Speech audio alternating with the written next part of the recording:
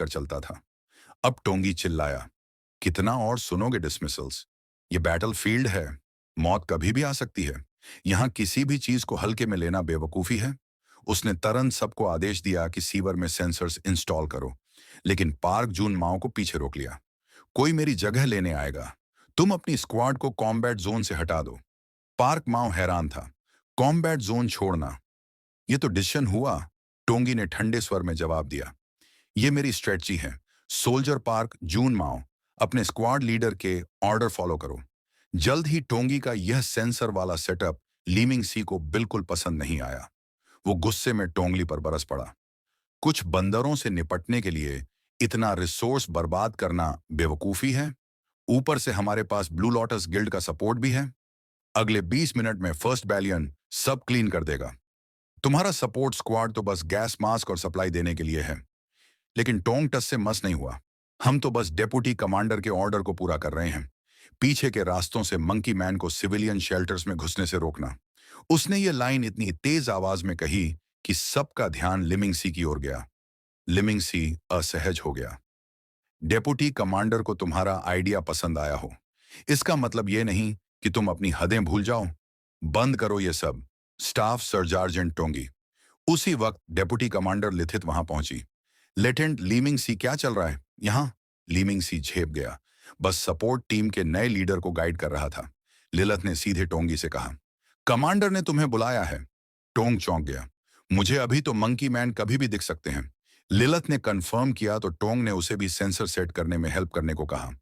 थोड़ी देर बाद कैमोफ्लैश ट्रक में टोंगई की मीटिंग हुई, कमांडर डायमंड और चयन मिघा से। डायमंड ने टोंगी को एक स्पेशल मिशन के लिए बुलाया था, फर्स्ट बटालियन को कमांड करना, क्योंकि चोयोंग जून छुट्टी पर था। अब टोंगी को ही डंजन क्लोज करना था ताकि और मॉन्स्टर्स बाहर ना आए। उधर फर्स्ट बटालियन ने अपना पहला अटैक शुरू कर दिया। एक बड़े वेयर हाउस में घुसते ही उन्होंने फॉर्मेशन बना ली। शील्ड्स आगे थे, पीछे मेजस और गनमैन। जैसे ही मंकी मैन चारों तरफ से टूटे, फॉर्मेशन से लपटें निकली और गोलियां बरस पड़ी। मंकी मैन को पीछे धकेल दिया गया। टोंगी शॉक था। उसे यह रिस्पांसिबिलिटी मिली थी, लेकिन उसका अपना स्क्वाड खतरे में था। उसने रिस्पेक्टफुली मना कर दिया, मैं अब तक लॉजिस्टिक्स में था। मेरी कमांड से फर्स्ट बटालियन की जान खतरे में पड़ सकती है। डायमंड ने दबाव डाला, ये तुम्हारा टेस्ट है, हमारी फेथ को साबित करो। तभी कंट्रोल रूम में अलार्म्स बज उठे। मंकी मैन कोडन तोड़कर शेल्टर 2 और 3 की ओर बढ़ चुके थे। डायमंड ने कमांड दिया, logistics units prepare for combat. टोंगी अब चुप नहीं रह सका। सर, मैं समझता हूं कि आप मुझे टेस्ट करना चाहते हो, लेकिन फर्स्ट बटालियन और मेरे स्क्वाड की जान किसी टेस्ट से ज्यादा कीमती। अगर मेरा इनकार मेरे खिलाफ जाएगा, तो भी मैं अपने साथियों की जान खतरे में नहीं डालूंगा। डायमंड ने गहरी सांस ली। अगर यह तुम्हारा फैसला है, तो जो करना है करो, लेकिन सोल्जर हर ऑर्डर की नाफरमानी के नतीजे होते हैं। बिना टोंगई को बताए डायमंड पहले ही वेलकरी को टोंगई की स्क्वाड पर भेज चुका था। वेलकरी की सबॉर्डिनेट ने पूछा, यह बैटलफील्ड का सबसे सेफ एरिया है, क्या वाकई यहां गार्ड करने की जरूरत है? वेलकरी ने बस सिर हिलाया, मुझे कमांडर का इरादा नहीं पता, लेकिन ऑर्डर ऑन ऑर्डर होता है। तभी उसकी नजर सामने गई। टोंगी भागते हुए चिल्लाया, सपोर्ट स्क्वाड फुल रिट्रीट। उसके बोलते ही जमीन हिलने लगी। सीवर में लगाए सेंसर्स एक एक कर एक्टिव हो गए। पार्क माओ और लिथित को खतरे की भनक मिल चुकी थी। अगले ही पल हजारों हरे खंभे जैसी लपटें सीवर से बाहर निकली।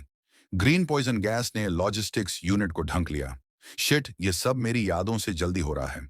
टोंगी ने तेजी से गैस मास्क पहना और अपनी क्लाउड सोर्ड पर पानी डाला, क्योंकि वह सोर्ड पहले मॉइस्चर ऑब्जॉर्ब करती थी, लेकिन अब्जॉर्शन अब तक सिर्फ 50% था।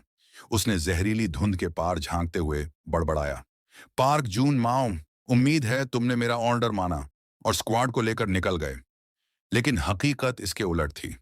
पार्क जून माओ पहले ही एक मंकी से लड़ रहा था। वह मंकी पॉइजन गैस का फायदा उठाकर पीछे से हमला कर रहा था। लड़ते लड़ते पार्क जुमाओ घायल हुआ और तब तक मिंगताई भी उस पर टूट पड़ा। मैंने झट से और मिंगताई को नीचे गिरने का इशारा किया और बंदूक से ताबड़तोड़ फायर करते हुए बंदरों को पीछे धकेल दिया। उसकी टीम ने कवर दिया और किसी तरह मिंगताई को घसीटकर डिफेंसिव पोजीशन तक लाया गया। वह अपने जख्म को कसकर पकड़े हुआ था। उस पोजीशन पर थोड़ा बहुत बैरियर मैजिक था, लेकिन वह बस कुछ वक्त के लिए ही बंदरों को रोक सकता था। अंदर लिलत डर के मारे कांप रही थी। वह सी क्लास की हीलर थी, लेकिन यह उसका पहला असली बैटलफील्ड था। उसे एक कोने में सिकुड़ते देख पार्क जून माओ ने उसे हिम्मत देने की कोशिश की, लेकिन लिलथ ने कोई जवाब नहीं दिया। माओ को झटका लगा। पहली लड़ाई में डर लगना समझ में आता है, बट एज्ड सपोर्ट स्क्वाड की डिप्टी लीडर, अब वह क्या करे? तभी एक सोल्जर ने और बुरी खबर दी। डिप्टी लीडर, बुलेट्स लगभग खत्म हो गए हैं और फायर पावर कम होने से मंकी मैन हमें चारों तरफ से घेर रहे हैं। माओ ने घबराहट में अपने बाल खींचे। भाड़ में जाए, अब क्या करें? क्या ऐसे ही मरने का इंतजार करें? तभी एक अजीब ख्याल उसके दिमाग में कौंधा। अगर टोंग होता तो वह क्या करता? उधर मेंताई ज्यादा खून बहने की वजह से बेहोश हो गया। सोल्जर्स ने लिथित को आवाज दी कि वह हीलिंग करे, बट माओ ने जोर से चिल्ला दिया, सभी जख्मी साथियों के साथ पीछे हटो। यह डेशन नहीं है, यह कैप्टन का आदेश है। सब कंफ्यूज थे। अगर पीछे हटते तो मंकी मैन रिफ्यूजी एरिया में घुस जाते और सिविलियंस का नुकसान होता। माओ ने हड़बड़ाते हुए बताया, कैप्टन टोंगी पहले से ही बैकअप तैनात कर चुका है। जैसे ही मैं इशारा करूं, भाग जाना। लेकिन पार्क को यह नहीं पता था कि टोंगी ने कोई बैकअप नहीं भेजा था। वह तो खुद अकेले ही पूरे मंकी मैन आर्मी का सामना करने वाला था। उस वक्त पार्क ने अपनी लाइटनिंग एबिलिटी एक्टिव की। उसके हथौड़े से बिजली की पतली धार निकली, जो सुनने में खतरनाक लगती थी, लेकिन हकीकत में उतनी ही पावरफुल थी जितनी एक मोबाइल चार्ज करने वाली बैटरी। पॉइजन मिस्ट में चमकते उस लाइट की तरफ सारे मंकी मैन मुड़ गए। माओ ने मौका देख हथौड़ा उठाया और सीधे मंकी मैन की तरफ दौड़ पड़ा। उसकी इस हरकत ने टीम को थोड़ी राहत दी और माओ ने फौरन बाकी साथियों को रिट्रीट का इशारा दिया। उसे दूर भागते देख हर किसी का दिल भर आया। मंकी मैन ने जल्द ही उसे घेर लिया, बट माओ को कोई पछतावा नहीं था। अगर टंगी होता, वह सोचने लगा, तो वह भी मुझे बिना हिचक बेड बना देता। तभी एक तेज रोशनी रात के आसमान को चीरती हुई आई और पास का सबसे पहला बंदर चीरकर गिर गया। पार्क जमीन पर ढह गया, थका हुआ लेकिन जिंदा। उसने आंखें उठाकर देखा, एक जाना पहचाना वह मजबूत सा फिगर खड़ा था। उसे देख पार्क को पहली बार लगा कि वह सेफ है। क्लाउड स्वॉर्ड अब पूरी तरह चार्ज हो चुकी थी और उसे निकलती धुंधर को हवा में फैलने से रोक रही थी। टोंगी ने कहा, तुमने मेरी उम्मीद से कहीं ज्यादा किया वाइस कैप्टन पार्क। शुक्रिया कि जिंदा रहे। फिर टोंगी ने अपनी डैगर्स निकाली और मंकी मैन के बीच छोड़ दी। जहां भी वह नीली रोशनी जाती, वहां सिर्फ चीखें और मरे हुए जानवरों की गंध बचती। गिरे हुए मैजिक स्टील को देखते हुए टोंगी की आंखों में एक अजीब चमक आई। हाँ वाइस कैप्टन पार्क, तुमने आज मुझे एक जबरदस्त दावत परोसी है। अब मैं अपनी दावत शुरू करता हूं। अचानक सारे मंकी मैन के माथे पर बने मैजिक सर्कल चमकने लगे। टोंगी और पार्क दोनों चौंक गए। मंकी मैन ने अपना रुख बदल दिया और अब वह सीधा सपोर्ट टीम की तरफ भागने लगे। टोंगी ने खतरे की गंध सूंघ ली और पार्क को तुरंत सपोर्ट टीम की हेल्प करने को कहा। उधर वेलकरी की अगुवाई में स्नाइपर टीम झर की धुंध की वजह से टारगेट लॉक नहीं कर पा रही थी। वेलकरी ने कुछ साथियों को ग्रीन लॉर्ड्स गिल्ड स्टेशन भेजा ताकि वह वहां से मंकी मैन को मार सके और सिविलियन शेल्टर में घुसने से रोक सके। एक सोल्जर ने उससे पूछा, क्या आप हमारे साथ नहीं आ रही? वेलकरी को शक हो गया था। टोंगी को आज जो कुछ भी होने वाला था, वह सब पहले से कैसे पता था? कुछ कंफर्म करने के लिए वह खुद उस जहरीली धुंध में कूद पड़ी।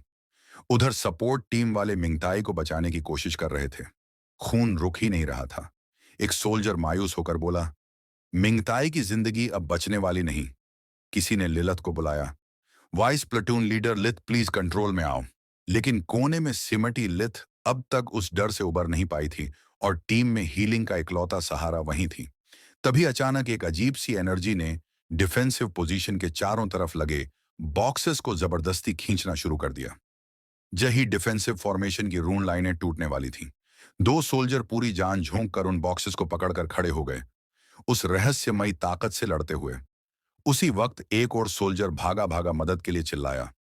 यह एनर्जी किसी आम दुश्मन की नहीं थी, यह उसी बंदर जैसे इंसानों के लीडर की थी। अचानक उस लीडर ने अपने मैजिकल इनपुट को और बढ़ा दिया। एक झन्नाटेदार क्रैक के साथ रून लाइनें बिखर गईं। और तो और जिन बंदर